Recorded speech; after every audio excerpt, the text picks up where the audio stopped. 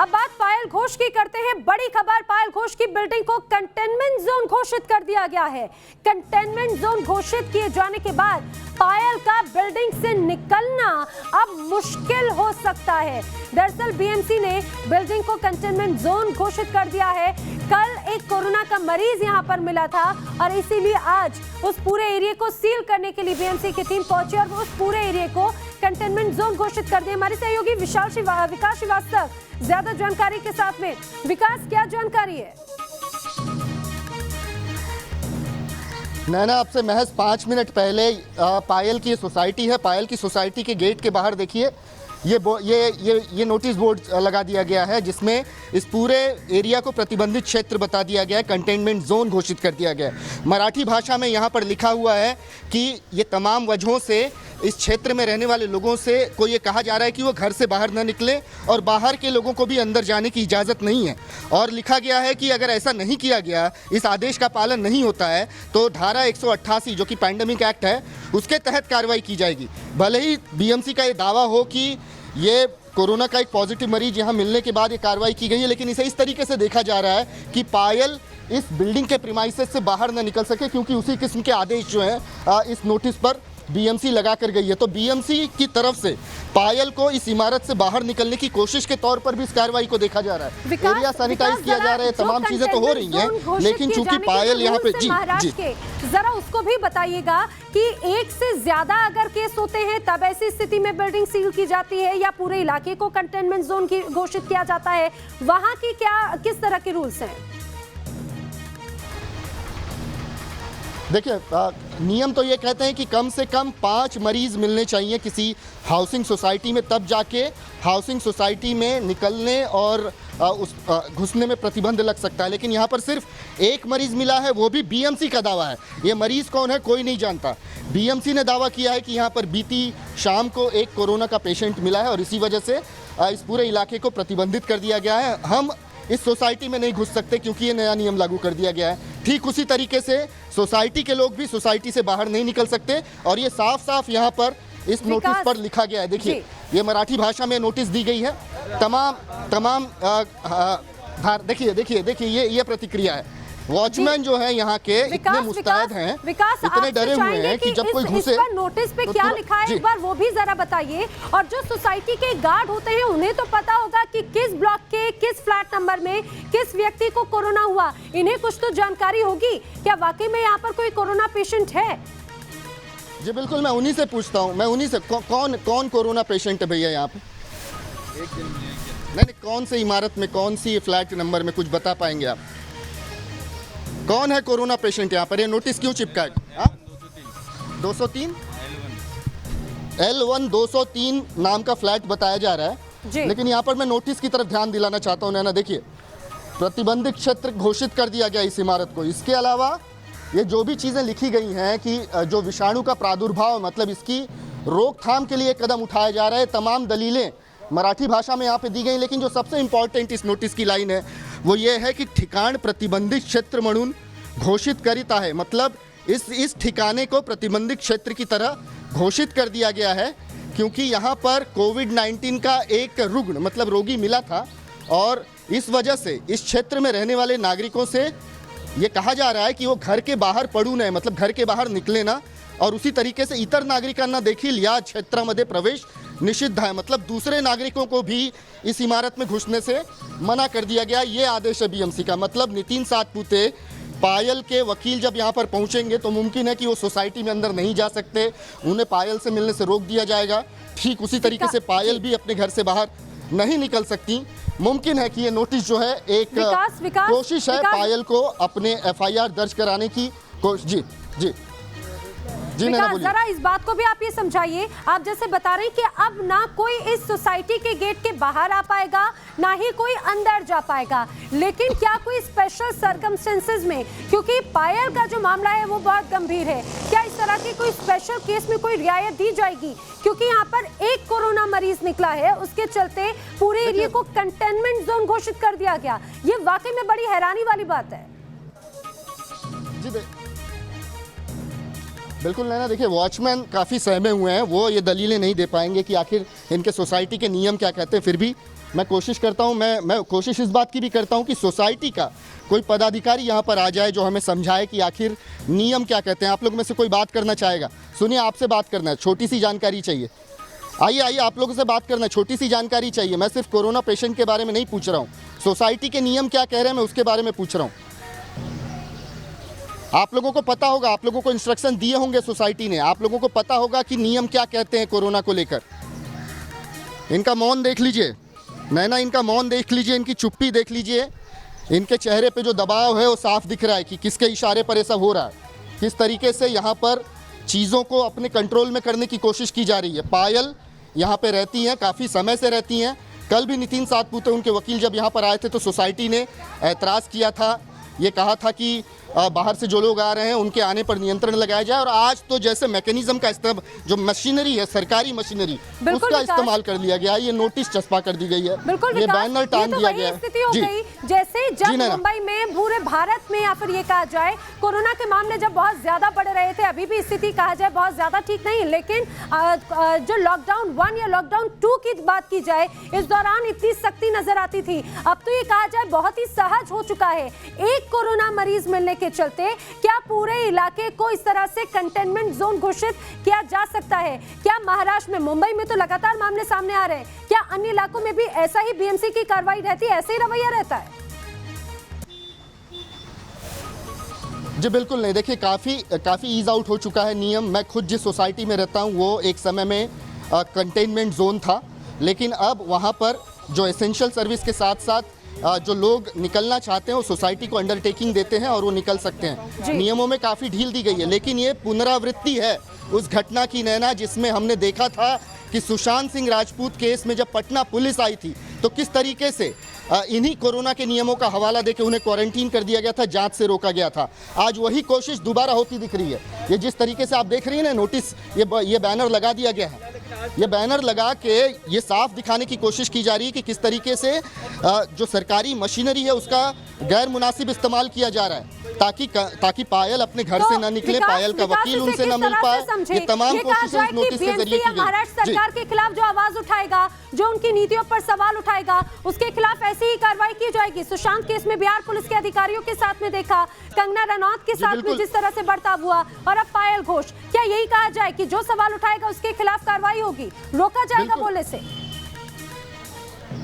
बिल्कुल नैना, देखिए ये जो लाल रंग में, जो लाल अक्षर में जो लिखा है ना, यही कहता है, ये कहता है कि ये हमने बोर्ड तो लगा दिया है कोरोना का, और इसी वजह से इस क्षेत्र में रहने वाले नागरिकों को बाहर नहीं निकलना है अपने घर से, और इसके अलावा जो बाहर के लोग हैं वो भी अंदर नहीं आ सकते। ये लाइनें इसी ओर तो इशारा करती हैं कि इन्होंने कोरोना का हवाला देके कोरोना को एक हथियार बना लिया और अब इस पूरे मामले में अड़ंगा लगाने की कोशिश कर रहे हैं। कोई तो तबका ऐसा है जो नहीं चाहता कि इस मामले में एफआईआर हो, कोई तो तबका ऐसा है जो अनुराग कश्यप को बचाने की कोशिश कर रहा है। बहुत ज्यादा जरूरी है। पहले ये जानकारी मिल रही थी कि 12 बजे, यानी कि अब से कुछ देर के बाद में पायल घोष को शिकायत दर्ज कराने के लिए जाना था थाने। 12 बजे के कुछ मिनटों पहले, कुछ समय पहले ही इस पूरे इलाके को कंटेनमेंट जोन घोषित कर दिया जाता है। ये कहा जाए संशय की बू तो है यहाँ से भी। बिल्कुल नैना, टाइमिंग देख लीजिए ना, 12 बजे वक्त तय हुआ था, मुकर्रर हुआ था समय कि नितिन सातपुते, पायल के वकील यहाँ पहुँचेंगे, लेकिन महज 5 मिनट पहले, मैं अगर सही समय बताऊं तो 11:29 पर ये नोटिस बोर्ड यहाँ पर लगा दिया जाता है, ये बैनर यहाँ पर टांग दिया जाता है और सोसाइटी में आने जाने वाले लोगों को रोक दिया जाता है। ना सोसाइटी से कोई अंदर आ सकता है, ना बाहर जा सकता है। जिनको रियायतें दी जा रही हैं वो क्यों दी जा रही हैं, इसका भी कोई जवाब देने वाला यहाँ पर नहीं है। तो लेकिन ये जो बोर्ड है ये दिखाता है कि किस तरीके से इस्तेमाल रियायत देने की कोशिश की जा रही है, क्योंकि बीएमसी या प्रदेश सरकार का जो रुख है वो यही दर्शाता है। जी बिल्कुल, देखिए इसमें एक तबका ऐसा है सरकार में बैठा हुआ जो अनुराग कश्यप के प्रति हमदर्दी रखता है, उसे बचाने की कोशिश कर रहा है, उसको बफर टाइम देने की कोशिश कर रहा है ताकि वो ऊपरी अदालत में जाके अपनी गिरफ्तारी को टालने के लिए एंटीसिपेटरी बेल, जिसे कि हम अग्रिम जमानत कहते हैं, वो ले सके।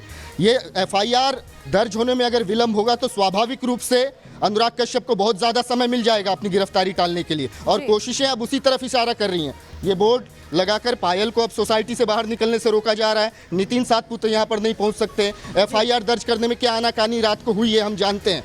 एक महिला अधिकारी के न होने का हवाला देकर इन्होंने एफआईआर ही दर्ज नहीं की, और अब इस किस्म से कोरोना को हथियार बनाकर जो अड़ंगा लगाने की कोशिश की जा रही है, इससे शक तो लाजिमी है नैना कि अनुराग कश्यप को बचाने के लिए एक तबका सरकार में सक्रिय है, और बीएमसी और मुंबई पुलिस को अब इसका जरिया बनाया जा रहा है, इनका इस्तेमाल किया जा रहा है। बिल्कुल, अपने दर्शकों को एक बार फिर से बता दें, पायल घोष को एक तरह से रोकने की कोशिश की जा रही है। ऐसा हम इसीलिए कह रहे हैं क्योंकि जो हालात हैं, जो परिस्थितियां बनाई जा रही हैं, वो यही दर्शाती हैं। पहले पायल घोष कल जब एफआईआर दर्ज कराने के लिए पहुंचती है तो पायल घोष को इसीलिए एफआईआर दर्ज कराने से फिलहाल रोक दिया जाता है। दलील ये दी जाती है कि उस समय थाने में कोई महिला कर्मचारी, कोई महिला अधिकारी नहीं है जो उनका स्टेटमेंट ले सके। बड़ी हैरानी होती है, इतना बड़ा शहर, इतनी बड़ी ये कहा जाए आर्थिक राजधानी देश की, वहां पे महिला सुरक्षा को लेकर इतनी संजीदा है क्या महाराष्ट्र पुलिस या फिर महाराष्ट्र सरकार? आज का समय दिया गया, आज पायल घोष को 12 बजे का वक्त था जब उन्हें एफआईआर दर्ज कराने के लिए जाना था। अब से कुछ देर के बाद पायल घोष के जो वकील हैं वो यहाँ पर पहुंचने वाले थे, लेकिन उसके ठीक आधे घंटे पहले इस पूरी बिल्डिंग को कंटेनमेंट जोन घोषित कर दिया जाता है। आप जानकर हैरान होंगे, पायल घोष जिस बिल्डिंग में रहती है वहां 5 या 10 कोई कोरोना मरीज नहीं निकले, वहां सिर्फ एक कोरोना मरीज निकला, और यही बहाना बनाते हुए पूरी बिल्डिंग को, पूरे प्रीमाइसेस को सील कर दिया गया, कंटेनमेंट जोन घोषित कर दिया गया। सवाल खड़े होते हैं बीएमसी की विरोधाभासी जो नीतियां हैं या फिर जो स्टैंड है उसको लेकर। विकास, जरा ये भी बताइए, अब ऐसे स्पेशल केसेस में, क्योंकि पायल घोष कल थाने पहुंच चुकी थी लेकिन कोई वजह बताते हुए शिकायत दर्ज नहीं की गई, अब आज अगर ऐसी परिस्थिति बनती है तो क्या महाराष्ट्र पुलिस की तरफ से कोई अधिकारी यहां पर आकर शिकायत दर्ज करेंगे उनकी, या फिर उनकी बात को सुनेंगे? क्योंकि वो तो बाहर नहीं आ सकती लेकिन पुलिस अधिकारी तो गेट तक आ सकते हैं। हाँ जी बिल्कुल, देखिए महिलाओं को लेकर कानून में जो जितने भी प्रावधान है उसमें 99% प्रावधान जो है महिलाओं की तरफ झुके हुए हैं। महिलाओं को ये छूट है कि वो अपनी लिखित शिकायत दे सकती हैं, ऑनलाइन कंप्लेंट कर सकती हैं, लेकिन पायल घोष अपने सबसे नज़दीकी पुलिस स्टेशन जो कि ओशीवरा पुलिस स्टेशन है वहां जाकर ये शिकायत दर्ज कराना चाहती थी। वो तमाम डिटेल्स जो उनके साथ हुई हैं घटना की वो देना चाहती थी किसी महिला अधिकारी को, लेकिन अब पायल अपने सोसाइटी से ना निकल पाएँ इसकी पूरी कोशिश की जा रही है। नितिन सातपुते से हमारे संपर्क में बराबर हैं, हम उनसे निश्चित ये जानने की कोशिश करेंगे कि अब उनके पास क्या विकल्प बचता है, क्या वो ऑनलाइन अपनी एफआईआर दर्ज कराने जा रहे हैं, क्योंकि पायल को तो इस सोसाइटी में कैद कर लिया गया, ये बोर्ड लगाकर अब उन्हें इस सोसाइटी से निकलने से रोक दिया गया। ऐसे में नितिन सातपुते उनके वकील क्या करेंगे ये देखने वाली बात होगी, लेकिन इतना जरूर है कि अभी भी अत्यावश्यक सेवाओं के तहत ये चीजें आएंगी। एफआईआर दर्ज करना है यौन शोषण के आरोप में, और इस वजह से उन्हें रियायत मिलनी चाहिए ताकि वो सोसाइटी से। करूंगी, जरा ये बताइए कि जो पायल घोष के वकील है, क्या पायल घोष की जगह वो भी शिकायत दर्ज करा सकते हैं? जी बिल्कुल, उन्हें तो यहाँ रोकने के, यहाँ पहुँचने से रोकने के लिए बोर्ड लगाने की बात की जा रही है। नियम अब ये बोर्ड लगाकर ये तय कर दिया गया है कि कोई बाहर का व्यक्ति अंदर नहीं जा सकता, अंदर का व्यक्ति बाहर नहीं जा सकता, और ये नितिन सातपुते जो कि पायल के वकील हैं उनको रोकने की कोशिश के तहत इस बैनर को देखा जा रहा है। अगर वकील अपने क्लाइंट से मिलेगा ही नहीं तो आगे शिकायत दर्ज कैसे होगी, एफआईआर दर्ज कैसे होगी, कैसे स्ट्रीमलाइन किया जाएगा पूरी कार्रवाई को? ये तमाम चीजों में अड़ंगा लगाने की कोशिश के तौर पर इस बैनर को देखा जा रहा है। नैना, बिल्कुल, राकेश पांडे का रुख करते हैं। राकेश भी मुंबई में मौजूद है। राकेश, जिस तरह से बीएमसी का रुख नजर आता है, महाराष्ट्र सरकार का रुख नजर आता है, महाराष्ट्र पुलिस का रुख नजर आता है, कई सवाल यहां पर खड़े होते हैं। आधे घंटे पहले एक कोरोना पॉजिटिव निकलता है, पूरे इलाके को कंटेनमेंट जोन घोषित कर दिया गया।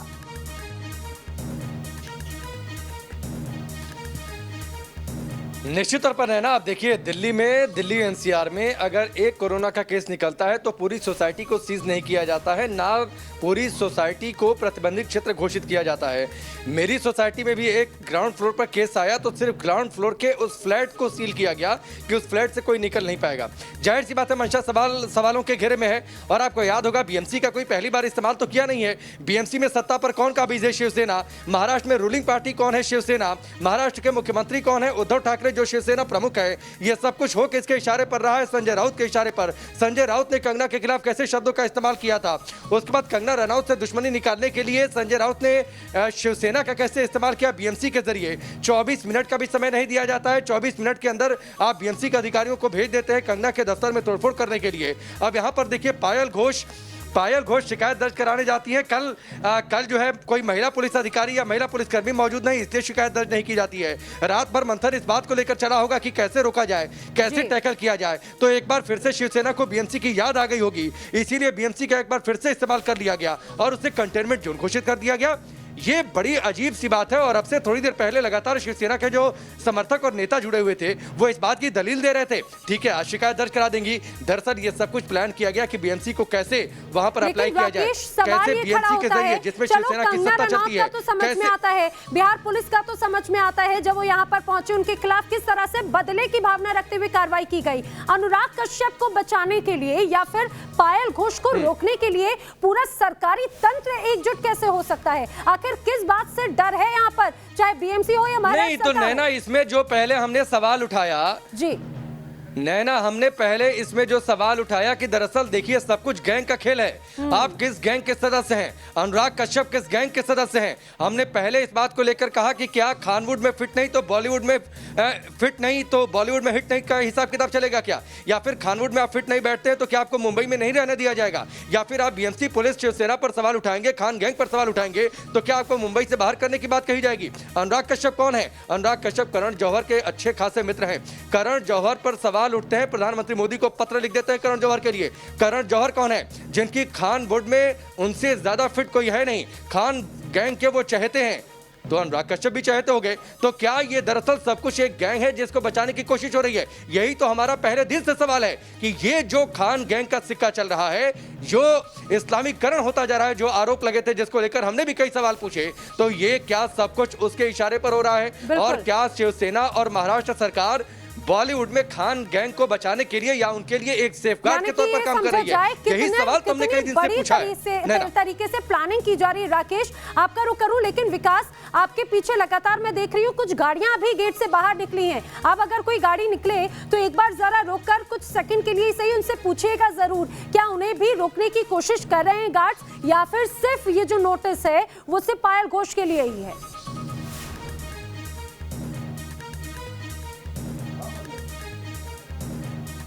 घोष को रोकने के लिए, क्योंकि जब से ये आधा घंटा हो गया इसको लगकर इस बैनर को, लेकिन उसके बाद भी मैं लोगों की आवाजाही ज़रूर देख रहा हूँ। जो लोग पहले से सोसाइटी में मौजूद थे वो सोसाइटी से बाहर भी निकले हैं। जैसे देखिए यही साइकिल वाले भैया भैया आपको कोई रोकने की कोशिश किया क्या? नहीं, लेकिन यहाँ पे तो कंटेनमेंट जोन घोषित कर दिया। देखिए कोरोना का मरीज निकला ऐसा बीएमसी बोल रही है, उसके बाद रोका गया क्या? हाँ रोका गया, लेकिन मैं मेडिकल सर्टिफिकेट लगा के इसेंशियल में है इसलिए जाने दिया जी। और किन किन लोगों को जाने दिया जा रहा है सोसाइटी में? सोसाइटी में अभी मेरे को मालूम नहीं उतना में। देखिए कुछ एक्सेप्शनल केस जरूर है नैना, ये मेडिकल सर्विस से बिलोंग करते हैं और इसी वजह से इनको जाने दिया गया। लेकिन मैं यहाँ पर डटा हुआ हूँ, मैं निश्चित तौर पर जानने की कोशिश करूंगा कि क्या पायल घोष को सोसाइटी को बीएमसी की नियत दर्शाता है, ये प्रदेश सरकार की नियत दर्शाता है। हमारे साथ में खास मेहमान लगातार जुड़े हुए हैं, बड़ी खबर पर लगातार हम बने हुए रुक रहे हैं कुछ ही पलों के लिए।